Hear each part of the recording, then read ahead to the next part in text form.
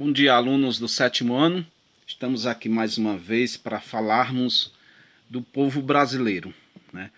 Na aula passada, nós analisamos alguns aspectos do povo brasileiro, quanto o trabalho, né, de mulheres, crianças e idosos, a distribuição do trabalho nessas três categorias. Agora a gente vai compreender um pouco, né, sobre diversidade cultural e os afro-brasileiros. O que vem a ser diversidade cultural, certo? É o que nós tentaremos explicar para vocês. Diversidade é uma múltipla, né? É uma, como a própria expressão diz, o diverso, né? Basta nós, assim, termos uma análise da nossa sala de aula. Se você fizer uma observação minuciosa na nossa sala de aula, você vai observar que há uma diversidade de colegas. Há colegas com diversas aparências. Há colegas com diversos tipos de comportamentos. Há colegas com religiões diferentes, né? Ou seja, isso é diversidade. E de onde vem essa diversidade? Como se originou? Por que nós observamos na nossa própria sala de aula alunos morenos, negros, pardos, brancos, né? Por que isso? Né? De onde vem? Ora, primeiro vamos analisar um aspecto fundamental, a formação do processo histórico brasileiro, né? A gente vai compreender, quando a gente faz essa busca de estudo que nós, essa rebusca, né, de estudo que nós fizemos lá no passado, a gente vai compreender que o processo de colonização do Brasil, de ocupação, foi assim, diferente, foi impressionante, porque o nosso território recebeu diversos povos de diversos lugares, né, da África, de toda a Europa, da Ásia. E aí todos esses povos se juntaram com os povos que já existiam aqui, os indígenas, né? Então esses povos, a mistura desses povos, resulta nessa diversidade cultural. As diversas manifestações que ainda hoje nós observamos em nosso meio, que é resultante de toda essa miscigenação, mistura de raças. E aí, quais são os povos? Vamos analisar um a um. Quais são esses povos que formaram essa diversidade cultural? Primeiro, os indígenas, né? Sabemos que antes da ocupação, da exploração do nosso território, já existia aqui de 2 a 4 milhões de povos nativos, né, distribuídos em diversas localidades, em mais de 4.000 etnias, né? Esses povos, pessoal, como eu tenho sempre falado, eles já tinham seus costumes, seus hábitos, suas línguas, suas crenças, suas tradições, né? E aí, quando a gente faz essa observação, a gente vai compreender como que esses costumes, como que esses traços culturais, né, eles foram incorporados também na sociedade que nós hoje conhecemos. E aí a gente vai entender, pessoal, que várias manifestações indígenas, né, só foi possível nossa compreensão, nosso entendimento, né, o conhecimento desses povos, graças à resistência deles, né? A resistência de que, de alguma forma ou de outra, se organizaram, se opuseram à força do colonizador, que não foi nada tão bacana, como eu já disse a vocês, foi uma força impregnada de intolerância, de violência, e muitos deles resistiram, né? Então, e segundo povos que nós vamos conhecer, são os portugueses e outros imigrantes. Ou Os portugueses chegaram aqui por volta do século XVI, e aí nós já sabemos como foram as práticas desses povos, quando eles chegaram aqui, né? Como acabei de citar. Foram práticas de intolerância, de violência, né? Foram práticas apenas para explorar, né? Para aprisionar indígenas, porque a primeiro momento eles pretendiam tornar os indígenas escravos, né? Só que isso, de fato, não aconteceu como eles bem queriam, né? E aí também, ao longo do tempo, principalmente no século XVIII, século XX, foram chegando outros povos, outros imigrantes, né? Diversos europeus, como italianos, né? Que é o número o grupo de pessoas mais numerosas depois dos portugueses, né? Italianos, os espanhóis, alemães, japoneses, sírio-libaneses, russos, poloneses, chineses, coreanos, indonésios, uruguaios, bolivianos e entre outros. E aí dá pra você pensa aí, cada povo trazendo suas tradições, trazendo sua cultura, né? E misturando em um só território. O que é que vai resultar? Uma miscigenação, né? Diversos tipos de manifestações culturais.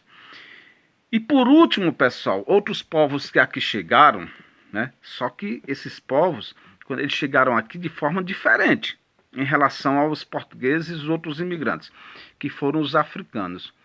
Os africanos chegaram aqui de forma forçada, né? De forma forçada foram empregados a eles a violência, né?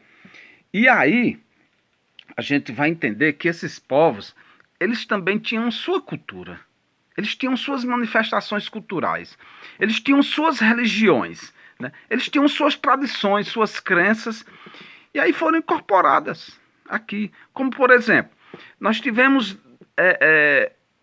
africanos, né, de culturas diversas, como, por exemplo, a cultura sudanesa, povos com culturas sudanesas da região do Sudão, né, povos com culturas bantas e povos com cultura guineano-sudanesas islamizadas, né?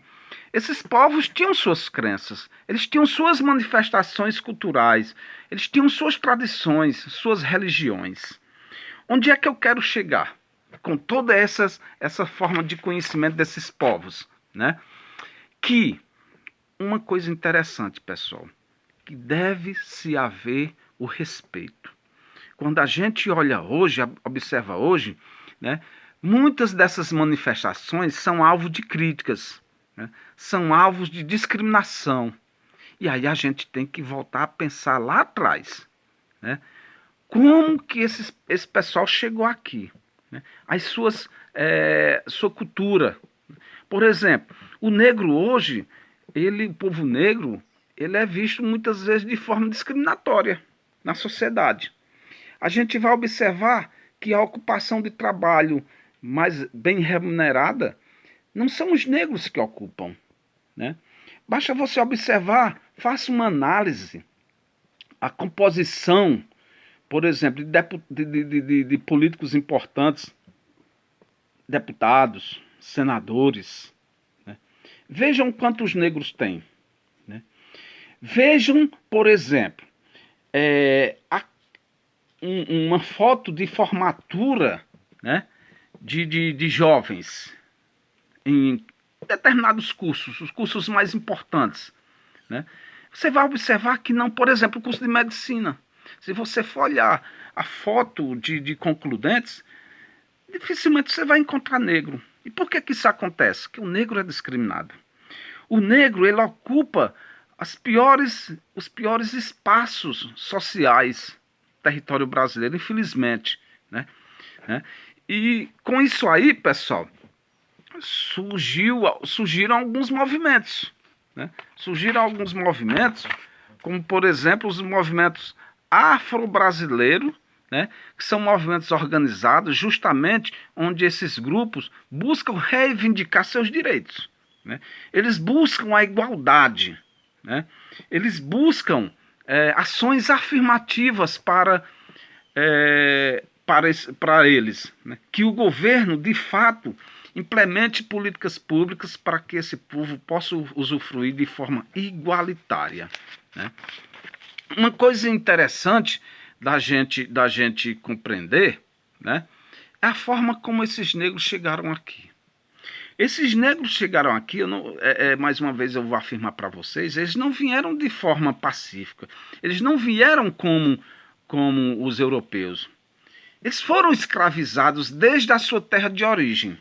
Foram aprisionados, foram capturados, foram aprisionados, foram lançados em porões de navios, porque eles vinham em porões. Porões é o espaço do navio, né, destinado assim, às coisas piores, né? Eram verdadeiros depósitos, um amontoado de negros, né, todos juntos, no mesmo espaço. E lá eles quando tinha a alimentação, eles faziam todos juntos.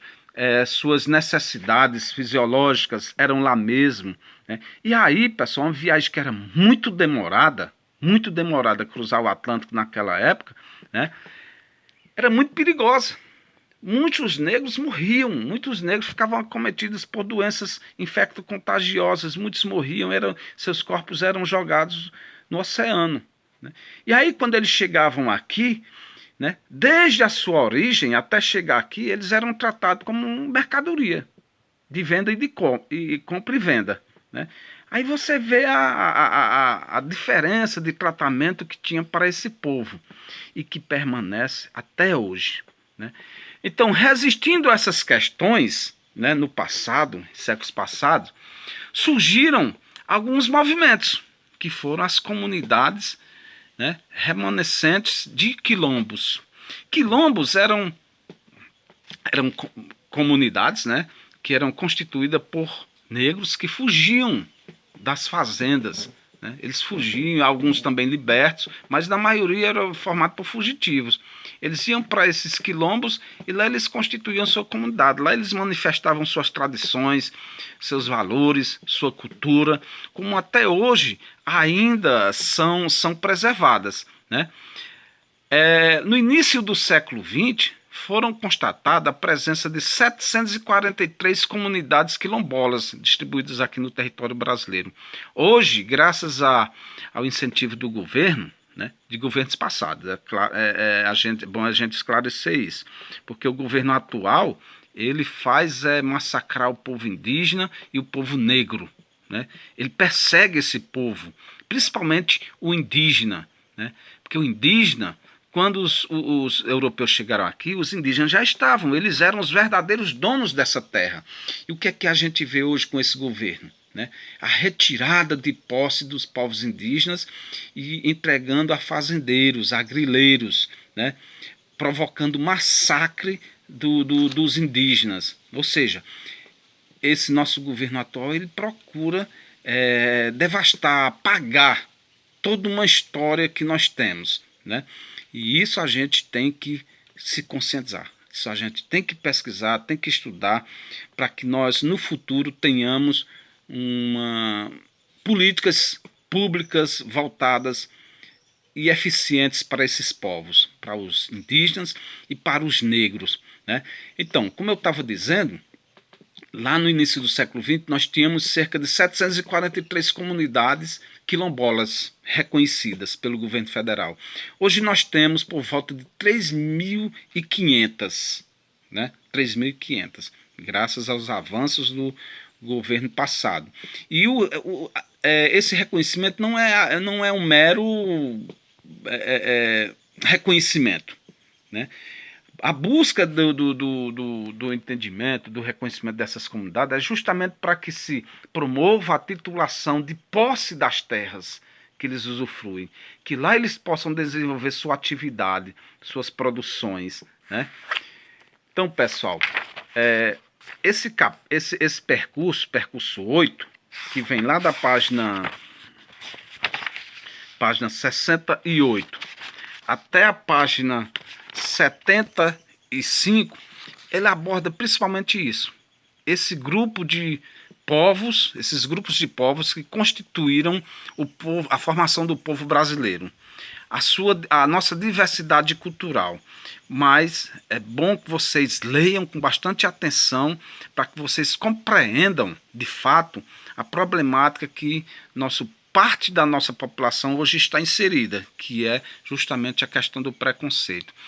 E eu aconselho a vocês a lerem o infográfico que tem lá na página 74 e 75.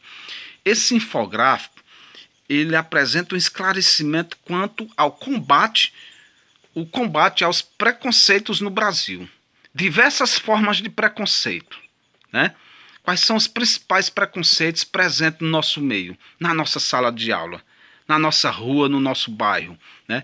Então é interessante a gente fazer essa leitura, ter essa compreensão, para que a gente forme uma consciência crítica quanto a esses fenômenos. Está aqui